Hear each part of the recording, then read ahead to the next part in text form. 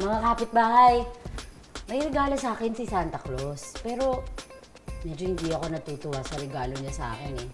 Tignan nyo naman.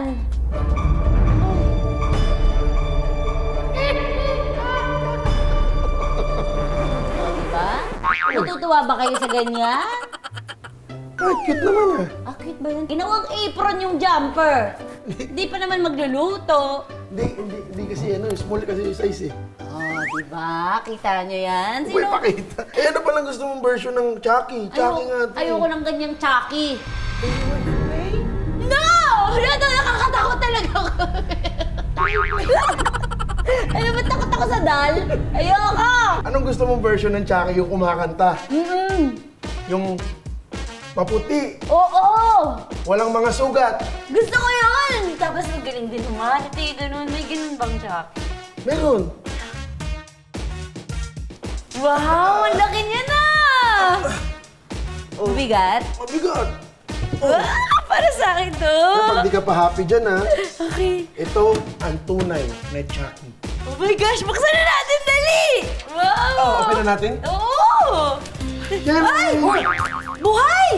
Chucky! Ito yung tumukot sa akin eh! Dinukot kayo kinidnap. Ay, ikaw na ba? Biglang dumilim na lang eh! Mga kapitbahay, ang guest natin today, yung mas okay na Chucky. O, multi-talented yan. Music producer, artista, at lahat. At mamaya pag-uusapan natin, nag-best child actor pa yan. So, let's welcome Mr. Chucky Dreyfus! Welcome po sa Lutong Bahay. Happy to be here. Isa sa mga nagpakilig sa mga batang 80s at 90s, lalo na tuwing Wednesday sa That's Entertainment. Mga kapitbahay, ang OG o Original Boy Next Door, Chucky Dreyfus! Ayan! Ang cute ng ref nyo. Pero bago po natin ito buksan, teka lang mga kapitbahay, yung isang Chucky natin, yung Halloween version, medyo nagbihis lang po Bakit po Chucky? Real nickname or screen name? Nickname. Kasi ang totoong pangalan ko, Charles. Oh! Masyadong, nung nag-start ako mag-showbiz. Pang royalty, Charles. Ganun, medyo parang Frances ang dating kasi. Masyadong foreign ang name ko nung time na yun. So ginawa na lang Chucky.